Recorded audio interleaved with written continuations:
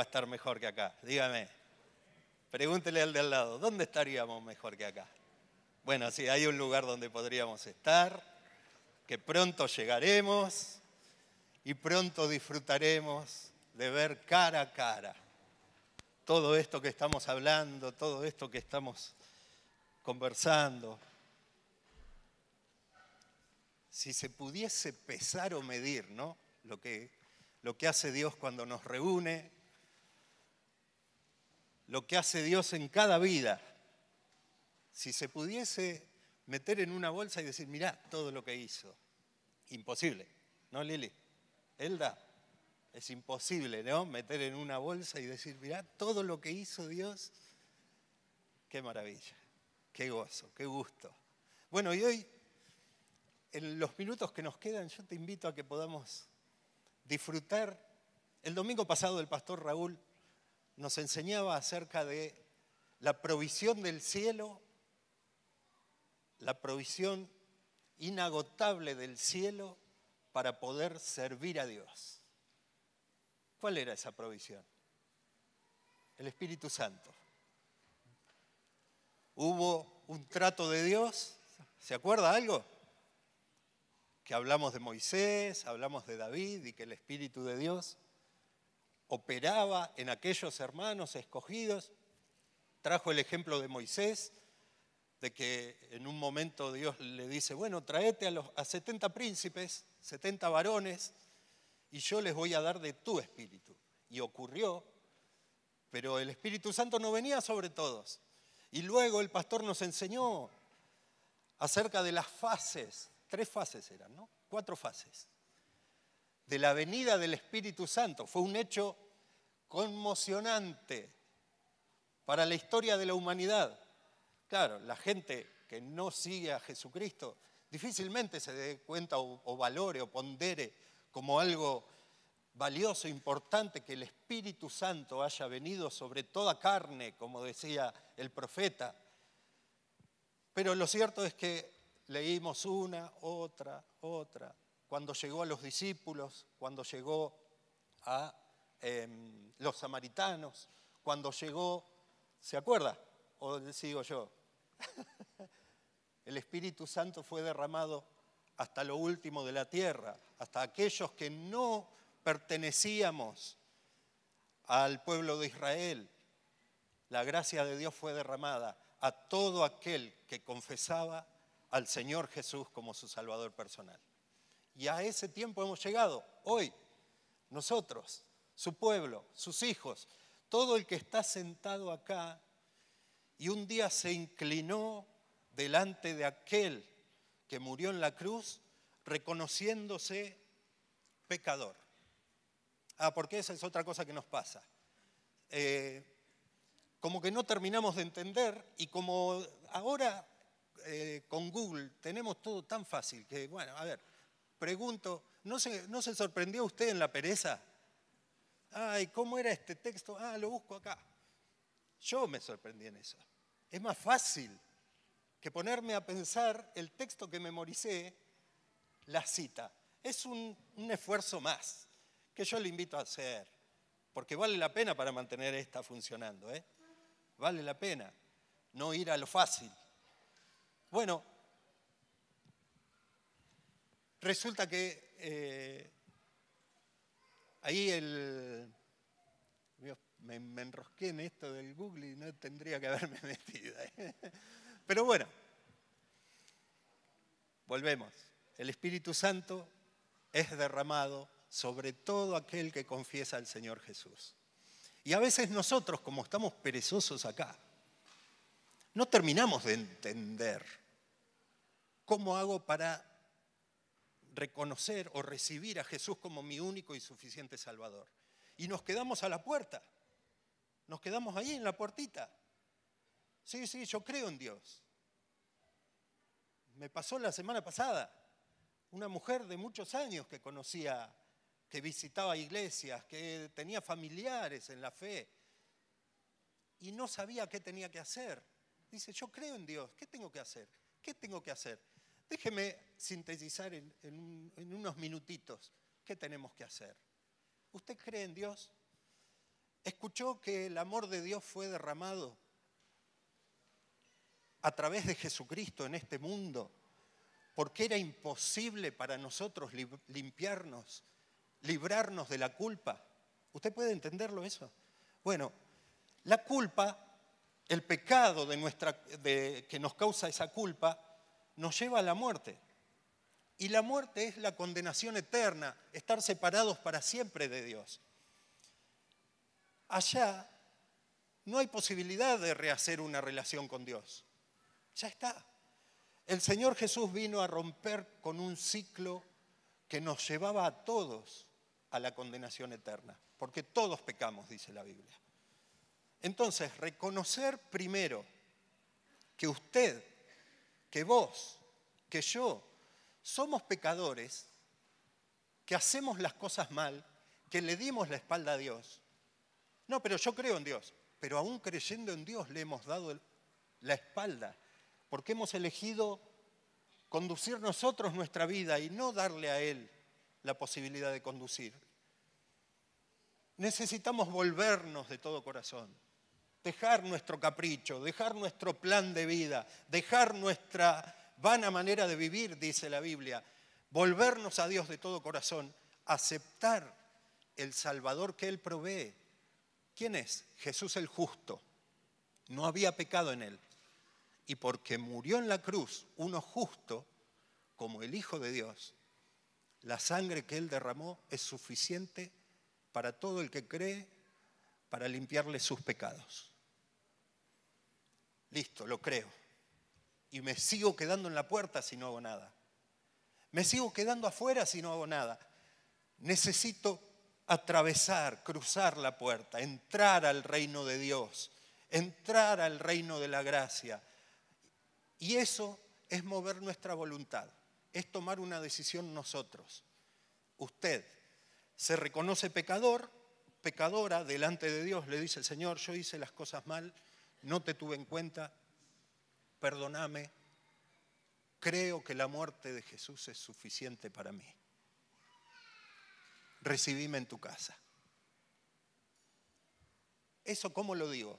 En una breve oración.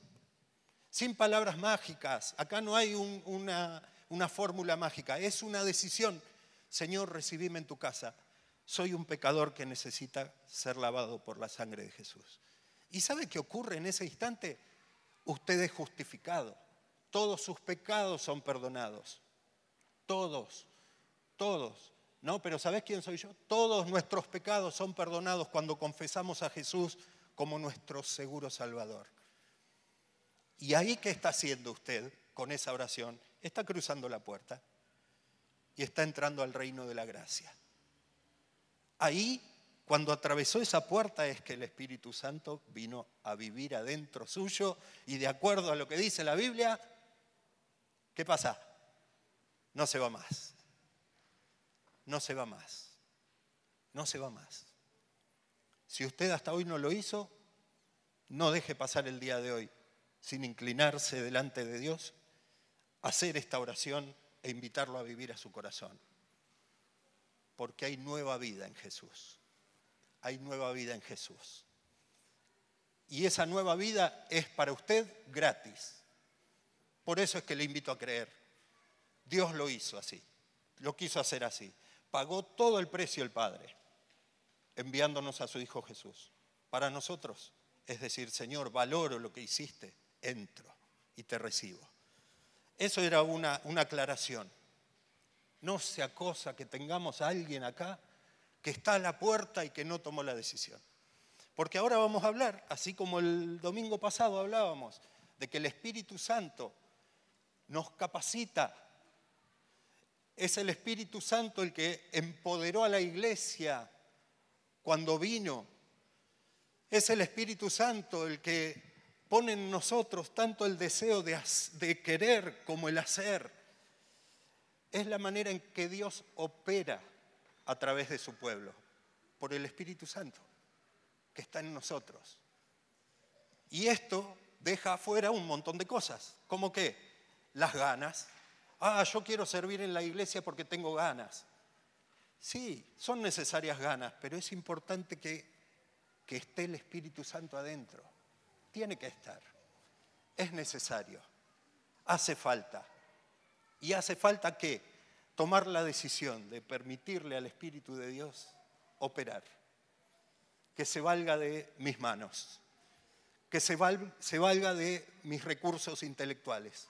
Que se valga de quién soy. Que se valga, como decía Cachi, de los recursos económicos que Dios nos ha dado, que Dios ha provisto.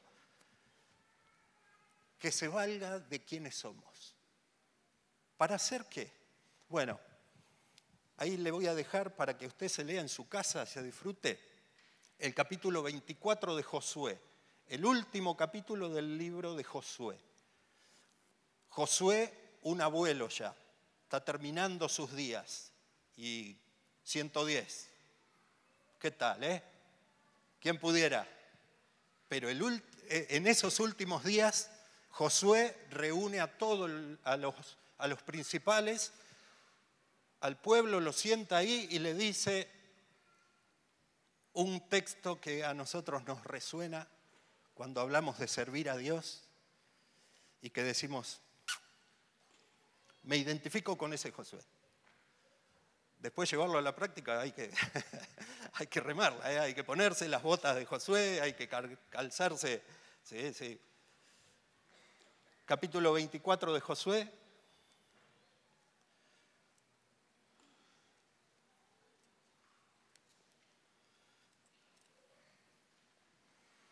Versículo 15. Sí, vamos al 15. O el 14 podría ser también, pero vamos ahí.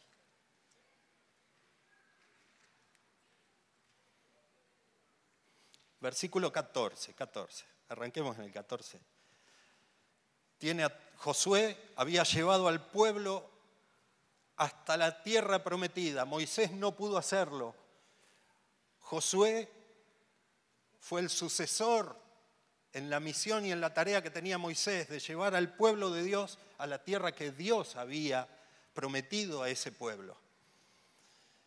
Y acá Josué está terminando sus días y dice ahora, versículo 14, teman a Jehová y sírvanle con integridad y en verdad, y quiten de entre ustedes los dioses a los cuales sirvieron vuestros padres al otro lado del río y en Egipto, y servid a Jehová.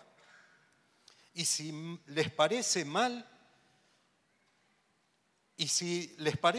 servir a Jehová, elíjanse hoy a quién van a servir. Si a los dioses a quienes sirvieron vuestros padres cuando estuvieron al otro lado del río, o a los dioses de los amorreos, en cuya tierra ahora están viviendo, pero yo y mi casa serviremos a Jehová. Y este es el texto que nosotros abrazamos de decir, no, yo y mi casa y yo, mi familia y yo serviremos a Dios, a Jehová. Este día, un abuelo, pero tenía un carácter el abuelo ese, ¿no? 110 años y se le plantó así a todo un pueblo. Carácter el abuelo. Le dijo, no sé. Ustedes elijan hoy a quién van a servir. Si quieren servir a los dioses que sirvieron sus padres, si quieren servir a los dioses de los pueblos que Dios quitó del medio para entregarles esta tierra, pero yo y mi casa serviremos a Jehová. Unos días, meses después, este Josué murió. Sigan leyendo el capítulo 24, Josué murió. A los 110 años este hombre se plantó, las chicas acá adolescentes, se plantó a los 110 años y dijo, ustedes hagan lo que quieran, pero yo y mi casa vamos a servir a Dios. Con 110 años, lo que me queda de fuerzas, los días que me queden, las horas que me queden, yo voy a servir a Dios. Voy a servir a Jehová. Claro. Sigue el relato. El pueblo dice, sí, no. Josué, quédate tranquilo, nosotros vamos a hacer lo mismo. Nosotros elegimos servir a Jehová. Es responsabilidad de ustedes, ¿eh? El compromiso que están asumiendo, le dice al pueblo, es responsabilidad de ustedes. Los versículos más atrás dice, vamos a hacer acá una estatua que les recuerde que hoy ustedes se están comprometiendo a servir a Jehová. Sí. Y eligieron un árbol que estaba cerca del santuario, del tabernáculo, y ahí puso una piedra donde escribió Josué esto, que el pueblo decidía ese día servir a Dios. Como para que cuando pases por esa plaza, vos te acuerdes, lo dijimos. Y así lo hizo el pueblo, mientras vivieron todos los pares en la generación de Josué. Cuando primero muere Josué, después mueren todos los demás jefes, y todos los que habían estado en aquel acontecimiento se fueron a la presencia del Señor. Y le invito a leer el libro que sigue, Jueces. Jueces, capítulo 2.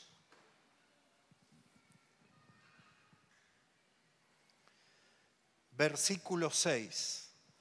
Porque ya Josué había despedido al pueblo y los hijos de Israel se habían ido cada uno a su heredad, a su casa, para poseerla. Y el pueblo había servido a Jehová todo el tiempo de Josué y todo el tiempo de los ancianos que sobrevivieron a Josué, los cuales habían visto todas las grandes obras de Jehová que él había hecho por Israel. Pero murió Josué, hijo de Nun, siervo de Jehová, siendo de 110 años, y lo sepultaron en su heredad, en Timnat Será, en el monte de Efraín, al norte del monte de Gaz. Y toda aquella generación, los pares de Josué, también fue reunida a sus padres. Y se levantó después de ellos otra generación que no conocía a Dios, que no conocía a Jehová, ni la obra que él había hecho por Israel. Versículo 11. Después, los hijos de Israel hicieron lo malo ante los ojos de Jehová y sirvieron a los Baales.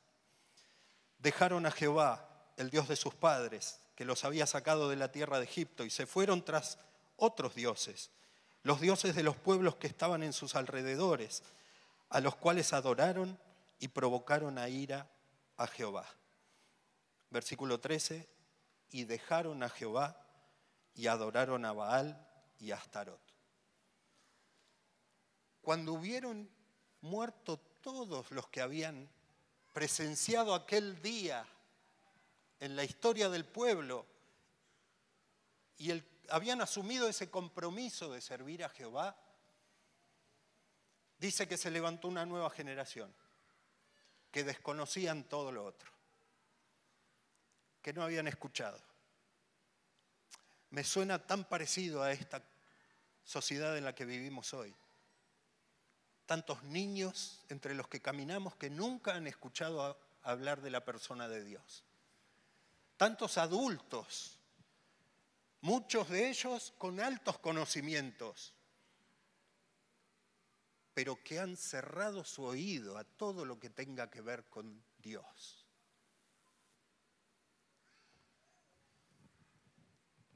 Servir a Dios es honrarlo. Servir a Dios es adoración. Servir a Dios es predisponernos a que sea como Él quiera lo que tenga para hacer o decir. Todo el tiempo. Como eligió Josué, todo el tiempo. Mi casa y yo y mi casa, vamos a servir a Jehová. Y se mantuvo ahí. Y fue tan clara, tan evidente el desafío de servicio que vivió Josué, que marcó toda su generación. Inspiró a toda su generación. Fue determinante para su generación, porque todos quisieron imitar su fe. Y todos anduvieron en los caminos que Josué marcó. Dijeron, sí, hagamos como hizo Josué. Y mientras vivió el último, hasta que se fue el último de esa generación, el pueblo se mantuvo sirviendo a Dios. ¿Qué es? ¿Qué ocurrió ahí? ¿Por qué pudo ser así? ¿Por qué ocurrió esto? Bueno, encontré 3, hay muchas más, pero encontré 3 esenciales características que tenemos que asumir todos los que estamos dispuestos a servir a Dios. 3 certezas en las cuales tenemos que afirmarnos todos los que hemos recibido el Espíritu Santo y queremos servir a Dios. La primera, que todo es para la gloria de Dios. Que todo lo que haga o viva es para la gloria de Dios. Honre el nombre del Señor. Si lo que vas a hacer o lo que estás haciendo no da gloria a Dios, mejor dejarlo pasar. O, como hicimos hoy, inclinarnos delante de Dios y decirle, Señor, glorificate en lo que tengo para hacer. Hablábamos de ser sal y ser luz. Así alumbre vuestra luz delante de los hombres. ¿Cómo? Glorificando a Dios, dándole la gloria a Dios. Que todo lo que hagamos y digamos impacte en la vida del otro para que el otro diga, Dios está ahí, Dios está con él, Dios está con ella. Porque si nos mantenemos glorificando a Dios en todo lo que hacemos y en todo lo que decimos, entonces estaremos muriendo y renunciando a nuestra banalidad. Estaremos muriendo a nuestro orgullo, a querer hacer las cosas como yo tengo en la cabeza, o como yo quiero, o como a mí me parece. Es humillar nuestra vana manera de vivir y de elegir y de buscar para darle prioridad a la gloria de Dios que se manifieste.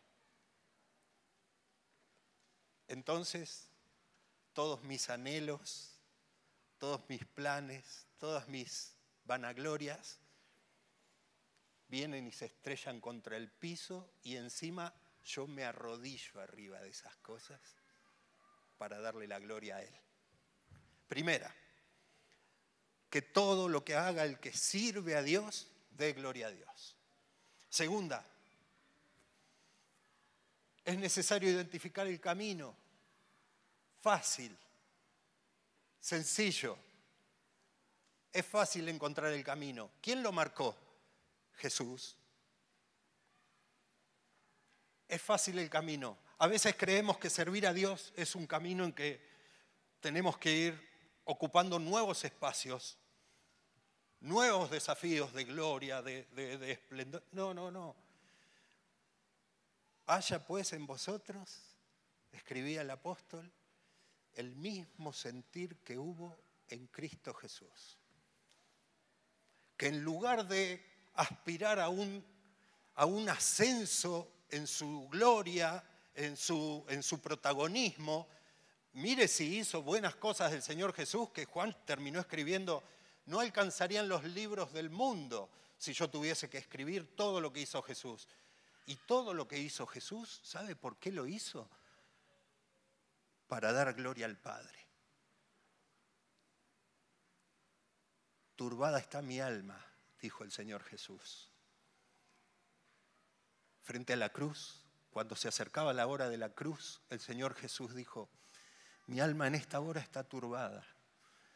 Padre, glorificate. Y el cielo no se aguantó y Dios, que algunos lo escucharon y dijeron, es una trompeta, otros dijeron, es un ángel. Ya lo glorifiqué, le contestaron del cielo, y lo voy a glorificar otra vez. Como para que Él mismo se quedara en paz de que el camino a la cruz era el camino para glorificar al Padre. Bendito sea el Señor. No sé si te esperan buenos días o malos días en tu servicio.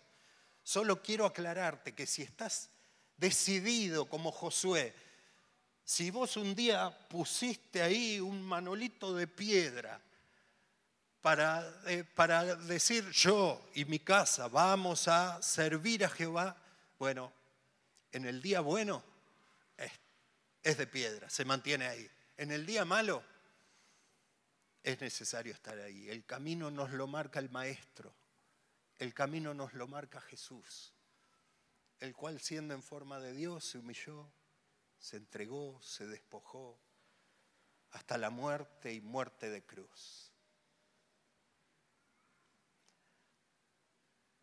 Todo lo que hagas y digas para la gloria de Dios, el camino, lejos de ser un camino ascendente, es un camino de quebranto, de humillación, de buscar más el tiempo de comunión de rodillas con el Padre.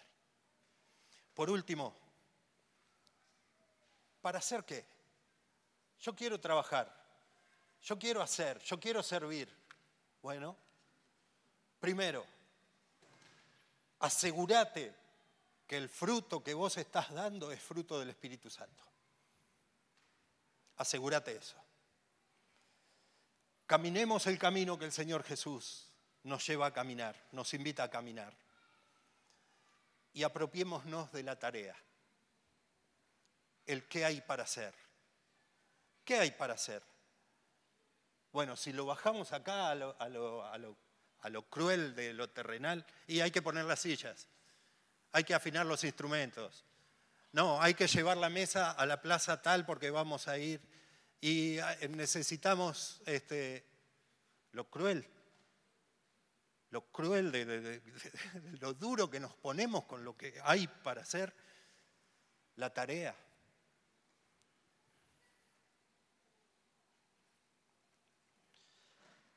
Es la extensión del reino de los cielos. Ni más ni menos. Bueno, pero ¿qué hay para hacer? Hay que extender el reino de los cielos. Bueno, pero acá estoy yo. Decime, Lucho, ¿qué hago?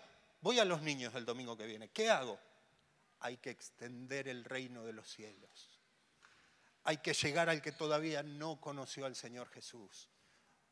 Y quizá colocando una silla, glorificás a Dios, lo haces en el espíritu que sostuvo al Señor Jesucristo, humillándose, caminando entre los hombres, y lo haces con la cabeza puesta en que hay que extender el reino de los cielos. Eso tiene que pasar.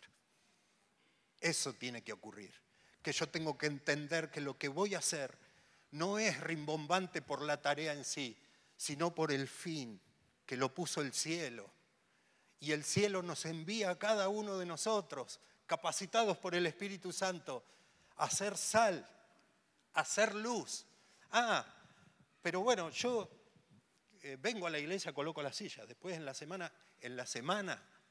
en el taller, mientras estás manejando el torno, que te ven tus compañeros, que te escuchan hablar, la gente que trabaja con vos, tus jefes, ahí es necesario tener en claro que estamos ahí en el torno, no para llenarnos de plata,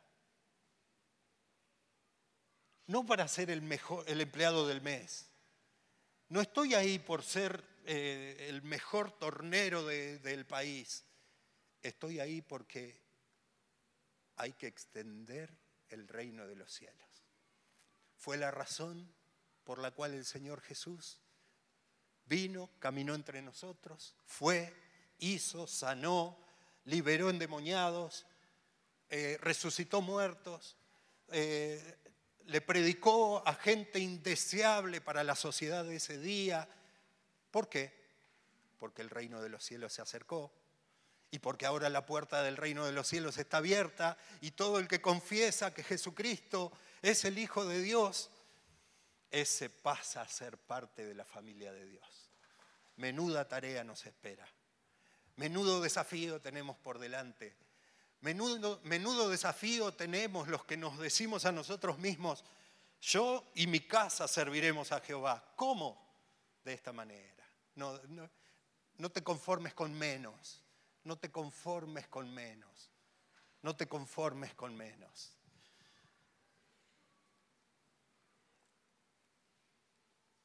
En Apocalipsis es Dios hablándole a la iglesia. Y ahí lo quiso hacer mencionando 7 iglesias. Y a todas, ¿sabés qué les dice? Yo conozco tus obras.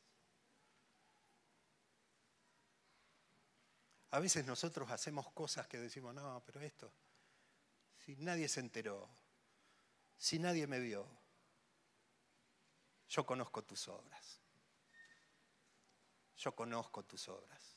Iglesia del Encuentro, amada, querida, yo conozco tus obras, dice el Señor. Y después a cada una, ¿sabés qué le dice? Hay recompensa, ¿eh? Hay una recompensa.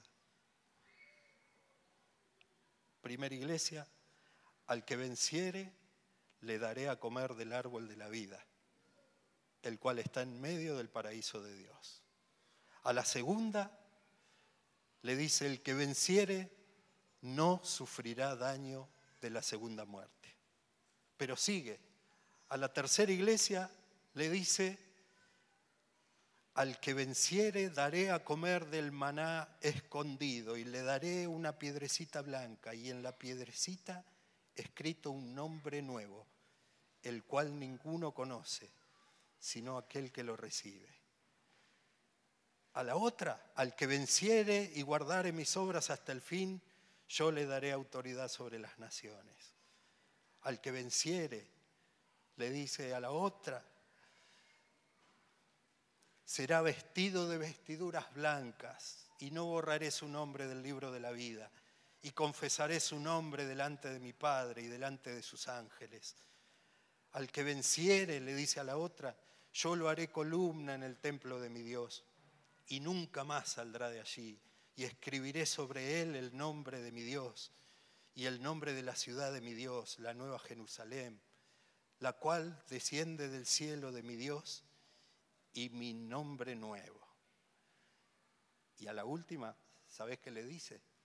Al que venciere, le daré que se siente conmigo en mi trono, así como yo he vencido y me he sentado con mi Padre en su trono.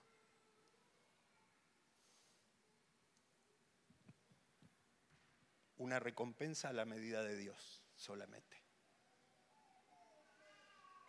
Una recompensa a la medida de aquel que puede ver lo que nadie ve cuando lo servimos.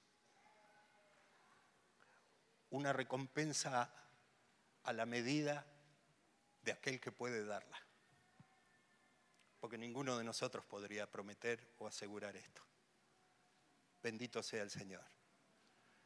Te invito a que podamos terminar este culto adorando el nombre de nuestro Dios, bendiciéndolo, exaltándolo, porque Él es fiel. Y cuando Él habla, Él lo dice porque va a cumplir, lo dice porque va a hacer. Y yo te invito a vivir cada día de tu vida como en el Evangelio de Mateo, el capítulo 24, esas 10 vírgenes, 10 mujeres que esperaban al novio. Así necesitamos vivir. Así necesitamos vivir cada día. El Señor viene hoy, viene pronto. No retarda su venida como algunos piensan. No, está esperando que el reino de los cielos se extienda, llegue más allá. ¿Y sabés cómo opera Dios en eso? A través de su Espíritu en su pueblo.